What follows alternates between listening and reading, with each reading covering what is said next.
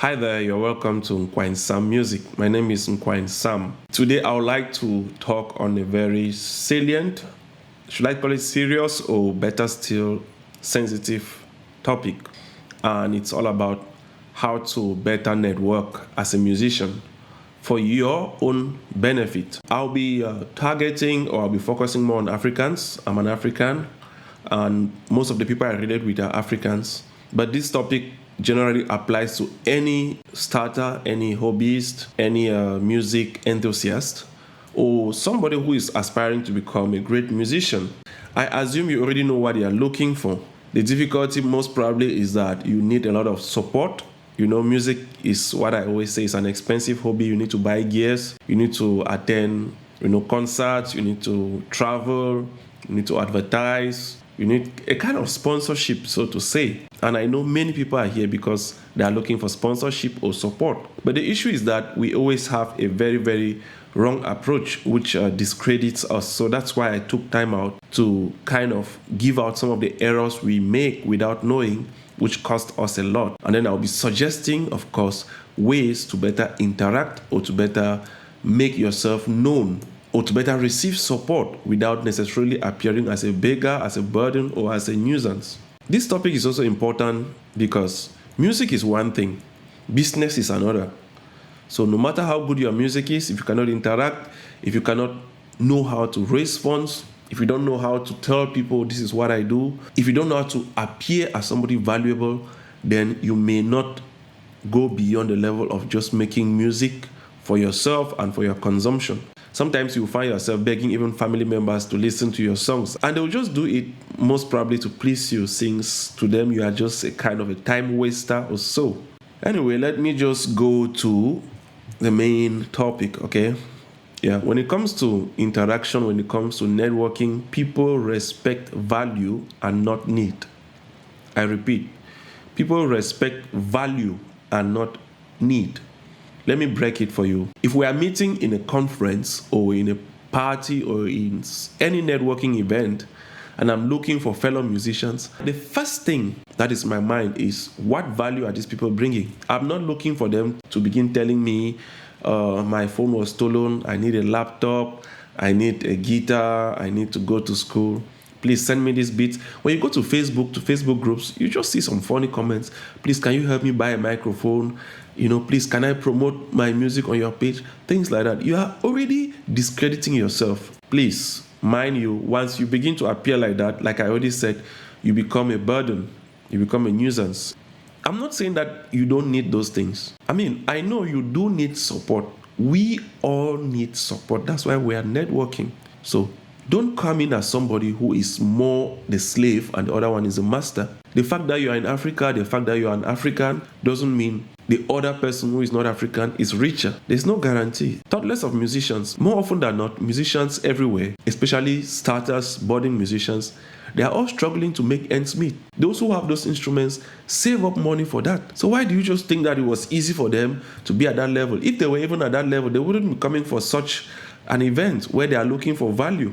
People unconsciously associate those who beg as those who don't know anything. Because if you were somebody who was offering value, you wouldn't find yourself begging. If you were so good, why are you asking for help? So to make things better for you, I'll advise you to avoid this mentality, this mindset of I need help, I need connection, I need exposure and things like that. What you should rather have in your mind is, what do I bring? There's this famous saying, what do people bring on the table? What are you bringing as a musician? What problem can you solve? How can you contribute first? I'm a musician, of course. I'm not maybe that famous, but then I'm surviving as a musician. That doesn't mean I have everything. I also need support. That's why I'm networking. That's why I'm doing this video. What value am I bringing to the person who might eventually bring value to me? That's how you approach things. Because people who even offer to help you should be able to know that when they help you, this is the value they will receive from you. I may be appearing confusive or theoretical, so let me break it down even better and lighter. Please just relax. If I'm meeting you for the first time, or say you're watching my video for the first time, by the way, please like and of course subscribe to our channel. It helps us a lot. Thank you in advance. So like I was saying, if we happen to cross paths or we are in a networking event, it's needless for you to begin telling me my phone was stolen or my videos were wiped out or my Facebook was hacked, so I have nothing to show you. We have all suffered that, and we are not coming to that event, or it's not an occasion for us to create a pity party. We are human beings in an imperfect world, so there are always roadblocks, be it thieves, hackers, and things that disrupt our strive to become better musicians. So we are rather meeting for you to tell me what you have. What do you have as a musician?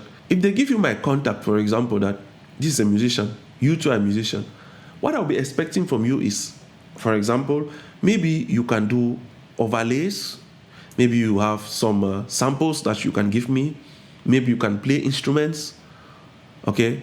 If we are distant, of course, you can still send some of those instruments online. So these are the things I would expect to hear. Even if you are not skilled in all of what I've mentioned, you should have something as a musician that I will need. Otherwise, you are not a musician. Better still, you are not somebody I need. I too definitely have what I can offer, which is not necessarily money.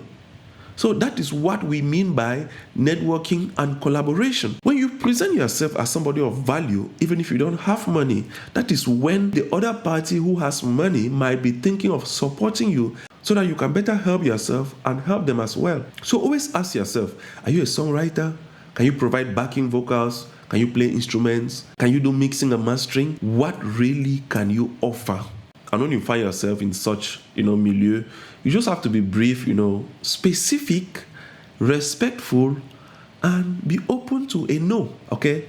So I want to believe I'm talking to somebody who probably began music as a hobby, as an enthusiast, but then is trying to build themselves up, or at least is currently learning some skill and upgrading. I'm not going to take much of your time. I'm just going to share an experience. When I started music production, it was not easy. The gears were very expensive. I realized that I had to go to school to learn music production, in particular, mixing and mastering. There was a lot I didn't know, especially coming from Africa. We thought that being a musician means you are just one. We, or a majority of us, had no idea of the fact that you need to go to school, you need to attend trainings and seminars. So when I came to realize, it became a very difficult decision to take, and I still opted for music. It means I needed to buy a microphone, I needed to buy my saxophone, I needed to buy my keyboard. In addition to paying for lessons, I was definitely not able to do that.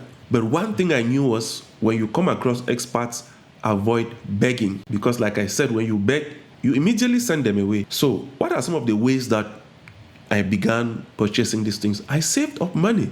For real, if you want to be a musician, you must save up money. You must do other jobs to have money to buy what you want. It's very normal. Even now, I still do a lot of part-time jobs, which are not music related. I remember my teacher realized that I never had a DAW. He gave me his DAW to be using, his account. And then in one event where I was attending, it was an online event, and I took out time to attend. Actually, it was pre-Sonos, and then they were still using version 4, that's of Studio One. So I attended their event online. And one of the executives there noticed that this is somebody who is enthusiastic, who has a lot of value to give as I was contributing. And he offered me a DAW in my name. And that is how I continue using Studio One. And right now, I'm always current. It's now Fender Studio 8, and I have it. I offer gigs for free. And when coming back, the people may want to pay my transport, or they may want to offer me an instrument, or they may just want to give me something in exchange. If I really have to beg, maybe it's my brother or my sister or somebody of close contact, not somebody I just meet today, whom you have no idea on how they are surviving, and you are presenting your problems, even without telling them the value you can offer to them. So guys, the benchmark is avoid begging. Coming as somebody of value. There is always value you can offer. All right, so before we end, of course, there are links below.